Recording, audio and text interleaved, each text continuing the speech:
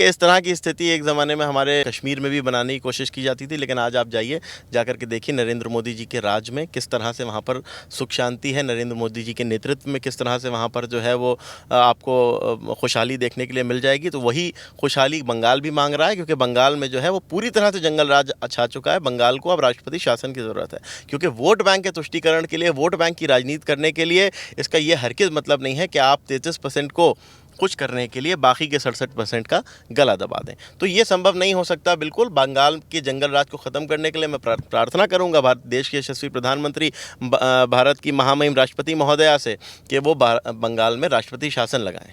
दूसरी बात यह कि ममता बनर्जी को खुद पता चल गया है, तभी तो इस तरह से चुनाव से आने पहले इस तरह के बयान दे रही हैं, भड़काऊ भाषण दे रही हैं। मुख्यमंत्री कह रही है कि मैं देश का कानून लागू नहीं होने दूंगी। उनके कहने से होता है, वो तय करेंगी। देश का संसद कानून बनाता है, देश की राष्ट्रपति कानून को लागू करती है। ममता बनर्जी कह रही है मैं कानून को मानूंगी नहीं। यह बांग्लादेश नहीं है, ये भारत है। पश्चिम बंगाल भारत का ही हिस्सा है। आप इस तरह की बातें करके जो है वो अपनी मानसिकता उजागर करने की कोशिश ना करें। पब्लिक सब जानती है, पब्लिक सब देख रही है और बंगाल की जनता आपको मुंह तोड़ जवाब देगी। और मैं दावे से इस बात से कह सकता हूं कि बंगाल में भी नरेंद्र मोदी जी के नेतृत्व की सरकार बनेगी। सर, पश्चिम बंगाल में लगातार कई दिनों से हो रही हिंसा पर आप क्या कहेंगे? ममता बनर्जी की सरकार और पुलिस प्रशासन लगातार इस हिंसा को नज़रअंदाज कर रहा है, और वहीं दूसरी तरफ जो केंद्रीय बल वहां फोर्स तैनात की गई है उस पर भी सवाल उठाए जा रहे हैं कि ये तो मोदी की सेना है। देखिए, ममता बनर्जी को ना चिंता है बंगाल की, ना चिंता है बंगाल के नागरिकों की, ना चिंता है वहाँ के लॉ एंड ऑर्डर की, ना चिंता है वहाँ के विकास की, ना चिंता है वहाँ की जनता की, बल्कि चिंता है उनको सिर्फ और सिर्फ अपने वोट बैंक की, अपनी सत्ता की, सत्ता में आकर के सत्ता में मलाई खाने की, अपने भ्रष्टाचारों पर पर्दा डालने की। उनको सिर्फ और सिर्फ चिंता इस बात की है कि जो 33% वहाँ का वोट बैंक है, जिसके बलबूते अभी तक वो सत्ता में बैठी हैं, उसमें से जाने कितने ऐसे हैं कि जिनको अवैध नागरिकता दे करके रखी है। ऐसे लोगों को खुश करने की, उनका वोट पाने की, इसके अलावा उनको किसी चीज़ की चिंता नहीं है। इसी के साथ सर, ममता बनर्जी का ये कहना है कि वो वक्फ कानून को देश में लागू नहीं होने देंगी, और इसी कानून के विरोध में ये धरना प्रदर्शन हो रहा है, जिसमें ना सिर्फ प्रदर्शन किया जा रहा है बल्कि हिंदुओं को टारगेट किया जा रहा है, और जो वहाँ पे सेना है उनकी गाड़ियों को जलाया जा रहा है, पुलिस की गाड़ियों तक को जलाया जा रहा है। देखिए, इस तरह की स्थिति एक ज़माने में हमारे कश्मीर में भी बनाने की कोशिश की जाती थी, लेकिन आज आप जाइए, जाकर के देखिए नरेंद्र मोदी जी के राज में किस तरह से वहाँ पर सुख शांति है। नरेंद्र मोदी जी के नेतृत्व में किस तरह से वहाँ पर जो है वो आपको खुशहाली देखने के लिए मिल जाएगी। तो वही खुशहाली बंगाल भी मांग रहा है, क्योंकि बंगाल में जो है वो पूरी तरह से जंगल राज छा चुका है। बंगाल को अब राष्ट्रपति शासन की ज़रूरत है, क्योंकि वोट बैंक के तुष्टीकरण के लिए, वोट बैंक की राजनीति करने के लिए इसका ये हरगिज़ मतलब नहीं है कि आप 33% को कुछ करने के लिए बाकी के 67% का गला दबा दें। तो ये संभव नहीं हो सकता। बिल्कुल बंगाल के जंगल राज को ख़त्म करने के लिए मैं प्रार्थना करूंगा भारत देश के यशस्वी प्रधानमंत्री भारत की महामहिम राष्ट्रपति महोदया से कि वो बंगाल में राष्ट्रपति शासन लगाएं। सर, राष्ट्रपति शासन आपको पश्चिम बंगाल के लिए क्यों इतना ज़्यादा ज़रूरी लगता है? इसलिए ज़रूरी है क्योंकि वहाँ पर जिस तरह से सरकारी मशीनरी का दुरुपयोग, आप देखिए ना किस तरह से वहाँ पर हिंसा हो रही है, किस तरह से दंगे हो रहे हैं। पुलिस का रवैया क्या है? पुलिस का रवैया लीपा पोती का है। लीपा पोती का रवैया क्यों है? क्योंकि मुख्यमंत्री आवास से उनको ये संदेश दिया जाता है कि हमारा कुछ भी हो जाए, कितने ही मर जाएं, कितने ही कट जाएं, कितने ही जल जाएं, सरकारी संपत्ति तबाह बर्बाद हो जाए, लेकिन वो 33% वोट बैंक जो बना करके रखा है उस पर आँच नहीं आनी चाहिए। वो चाहे कुछ कर लें, किसी भी तरह से आकर के वो हमें जिम्मेदारी से इस बात को कहता हूं, भले ही वो इस हद तक गिर सकती है ममता बनर्जी कि वो देश के टुकड़े कराने पे आमादा हो जाए। अभी वो कह रही हैं कि मैं वक्फ कानून को जो है वो लागू नहीं होने दूंगी। मैं बता देना चाहता हूं, वक्फ कानून अब हमारे देश का कानून है, देश भर में लागू हो चुका है। देश में संविधान को मानने वाले, देश के कानून को मानने वाले हर एक नागरिक पे फ़र्ज है कि उस कानून को माने, और जो नहीं मानेगा तो फिर वो सवालिया निशान के। ममता बनर्जी के राज में जिस तरीके से हिंदुओं के साथ लगातार बर्बरता देखी जा रही है कि कुछ लोग अपना घर छोड़ने के लिए मजबूर कर दिए गए हैं। आने वाले साल में पश्चिम बंगाल में विधानसभा के चुनाव है, तो क्या ये जनता फिर एक बार ममता बनर्जी के ऊपर भरोसा कर कर इनकी सरकार बनाएगी? और जिसकी सबसे ज़्यादा टेंशन ममता बनर्जी को है कि फिर एक बार वो सत्ता में आएंगी या फिर नहीं? देखिए, उनको अगर इस बात का पता होता कि वो सत्ता में आ रही हैं तो शायद मुझे लगता है इतना रवैया उनका बुरा इन दंगों के प्रति ना होता। जिस तरह से उनका दंगों के प्रति रवैया है, उससे ये बात समझ में आ गई कि ममता बनर्जी को भी पता है कि बंगाल की जनता उनको अब नकार चुकी है। बंगाल की जनता अब उनको किक आउट करने की तैयारी में है। जिस तरह से वो फुटबॉल को, एक बार उनका वीडियो आया था, फुटबॉल को किक मारा था, खेला होवे तो अब खेला इनके साथ होवे।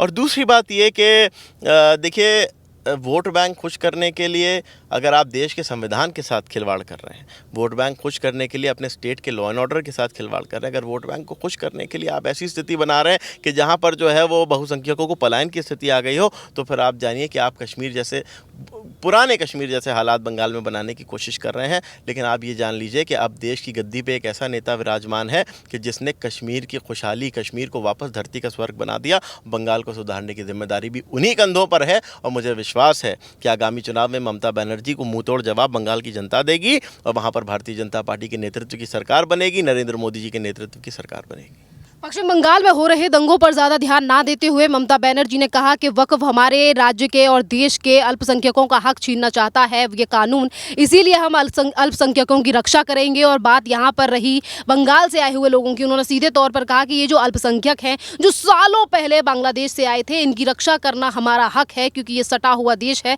और ये अभी से नहीं बल्कि शुरुआत से चला आ रहा है। तो क्या लग रहा है कि इस तरीके के बयान देकर ममता बनर्जी खुद ही ये स्पष्ट करना चाहती हैं कि वो अवैध रोहिंग्या बांग्लादेशियों को पश्चिम बंगाल में बसा रही हैं?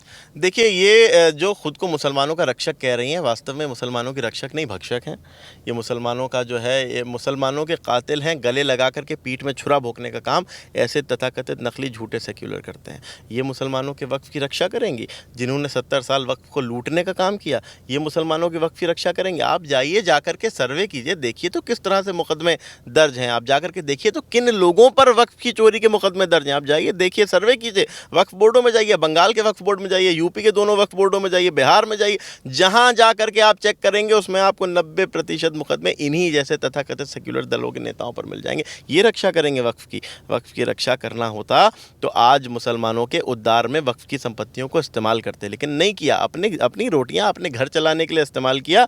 लेकिन नरेंद्र मोदी जी का भी ये कहना है कि वक्फ की ज़मीन खाने वाले हर एक व्यक्ति के हलक में हाथ डाल करके ज़मीन निकालेंगे। पश्चिम बंगाल में शिक्षक घोटाला हो या फिर कोयला घोटाला हो, तमाम मामलों को लेकर ईडी ने पहले ही कहा है कि मामले में जांच तेज होने वाली है। हाई प्रोफाइल नेताओं से पूछताछ की जाएगी और उसी के बाद पश्चिम बंगाल में ये दंगे शुरू हो जाना। क्या लग रहा है सर कि मुद्दा भटकाने की बात की जा रही है? ये उन भ्रष्टाचारों पर, उन जो है वो घपलों पर, उन घोटालों पर एक टाट का पर्दा डालने का काम इन दंगों ने किया है। लेकिन याद रहे कि इनके ये दंगों का जो टाट है ना, ये भी अब छिद्रा हो चुका है। इसके पीछे सब दिखाई दे रहा है।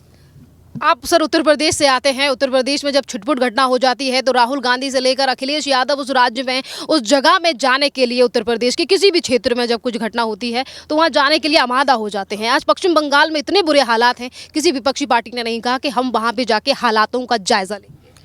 इसलिए क्योंकि वो सब एक ही थाली के तो चट्टे बट्टे हैं। आप देखिए ना, पुरानी तस्वीरें निकालिए, जाकर के बैठिए, किस तरह से ममता दीदी जो है सबको प्लेट में पकोड़े लेकर के सर्व कर रही थी। सब एक ही थाली के चट्टे बट्टे हैं। ममता दीदी की इजाज़त नहीं होगी तो जाएंगे कैसे वहाँ पर? ममता दीदी तो यही कह रही हैं कि हम दंगा नहीं कराएंगे तो हम जो है चुनाव किस मुद्दे पर लड़ेंगे, हम दंगा नहीं कराएंगे तो हम जो है वो मुसलमानों को गुमराह कैसे करेंगे, हम दंगा नहीं कराएंगे तो 33% को एहसास कैसे दिलाएंगे कि हम उनके रक्षक हैं, जबकि रक्षक नहीं है, भक्षक हैं। उन 33% को बर्बाद करने का काम कि आप जाइए, एक आम मुसलमान की जो है वो दिन का वो निकाल करके देखिए क्या स्थिति है। ये एक तो सच्चर कमेटी की रिपोर्ट को, अभी अगर रिपोर्ट को इस तरह की बनती है तो और बुरी स्थिति निकलेगी, क्योंकि खा चुके हैं ये सब, 70 साल खाया है। सर इसी के साथ अगर यहाँ पर बीजेपी की स्थिति पर की जाए तो पश्चिम बंगाल में जब भी चुनाव होते हैं, ममता बनर्जी ने कई बार ये सवालों को उठाया है कि पश्चिम बंगाल के लिए प्रधानमंत्री नरेंद्र मोदी, गृह मंत्री अमित शाह और बीजेपी के नेता बाहरी नेता हैं। तो इस बार बीजेपी के लिए किस तरीके की स्ट्रैटेजी आने वाले चुनावों को लेकर बनानी चाहिए? क्योंकि जब भी बंगाल में चुनाव होते हैं, ममता बनर्जी का ये कॉन्फिडेंस शुरुआत से रहा है कि बंगाल में मैं काफ़ी हूँ, बीजेपी पर जनता यहाँ की भरोसा नहीं। जब जब लोगों के मन में राष्ट्रवाद जागेगा, जब जब राष्ट्रवाद के प्रति लोग जागरूक होंगे, जब जब राष्ट्रवाद के लिए लोग समर्पित होंगे, भारतीय जनता पार्टी खुद आगे बढ़ेगी। क्या लग रहा है कि अब लोगों को सीख लेनी चाहिए? जिस तरीके से पश्चिम बंगाल में 2021 में ममता बनर्जी जीती, 4 तारीख को रिजल्ट आता है और 5 से ही वहाँ पे दंगे फसाद होना शुरू हो जाते हैं। ये तस्वीर ना रिक्रिएट किया जाए तो जनता को थोड़ा समझदार होने की जरूरत है। देखिए, जनता को सब कुछ दिखाई देता है। ये लोग सोचते हैं कि जनता की याददाश्त कमज़ोर है, मगर जनता की याददाश्त कमज़ोर नहीं होती। दूसरी बात यह कि ममता बनर्जी को खुद पता चल गया, तभी तो इस तरह से चुनाव से आने पहले इस तरह के बयान दे रही हैं, भड़काऊ भाषण दे रही हैं। मुख्यमंत्री कह रही है कि मैं देश का कानून लागू नहीं होने दूंगी। उनके कहने से होता है, वो तय करेंगी। देश का संसद कानून बनाता है, देश की राष्ट्रपति कानून को लागू करती है। ममता बनर्जी कह रही है मैं कानून को मानूंगी नहीं। यह बांग्लादेश नहीं है, ये भारत है। पश्चिम बंगाल भारत का ही हिस्सा है। आप इस तरह की बातें करके जो है वो अपनी मानसिकता उजागर करने की कोशिश ना करें। पब्लिक सब जानती है, पब्लिक सब देख रही है और बंगाल की जनता आपको मुंह तोड़ जवाब देगी। और मैं दावे से इस बात से कह सकता हूं कि बंगाल में भी नरेंद्र मोदी जी के नेतृत्व की सरकार बनेगी। पश्चिम बंगाल में जिस समय पर सीपीआईएम की सरकार हुआ करती थी, इसी तरीके के हालात थे और ममता बनर्जी ने कहा था कि मेरे आते ही इस तरीके के हालात नहीं होंगे, पर आज तो सीपीआईएम से भी ज़्यादा बदतर हालात पश्चिम बंगाल में है सर। वोट बैंक का चस्का लग गया ना, वो जब आई तो वोट बैंक का चस्का लग गया। लोगों ने देखा, कहा 33% है भैया, 33% को खुश नहीं करेंगे तो कैसे, क्योंकि काम तो करना नहीं है, देश को लूटना है। देश को लूटा होता तो जो है वो तरीके से वोट मांगते, अभी तो स्ट्रैटेजी बना के मांगना पड़ेगा, क्योंकि इन्हीं बंगाल को लूटने का काम किया, बंगाल को गड्ढे में डालने का काम किया। आज बंगाल की स्थिति क्या है, किसी से छुपी है? बंगाल की वित्तीय स्थिति क्या है आप बताइए। लेकिन उसको जो है वो अगर पब्लिक के सामने लेकर के आएंगी तो जाहिर सी बात है लुटिया पूरी तरह डूब जाएगी। तो अब क्या करना है, स्ट्रैटेजी बनानी है भैया। वो सारे तो हमें बहकावे में नहीं आएंगे, उनको बांटो और इनको 33% को यूनाइट करो। लेकिन भारतीय जनता पार्टी, नरेंद्र मोदी जी का नेतृत्व हर एक भारतवासी को जोड़ने की बात करता है, सबका साथ सबका विकास की बात करता है, और उसी का सीधा सीधा सबूत है ये जो वक्फ अधिनियम। बहुत बहुत धन्यवाद सर।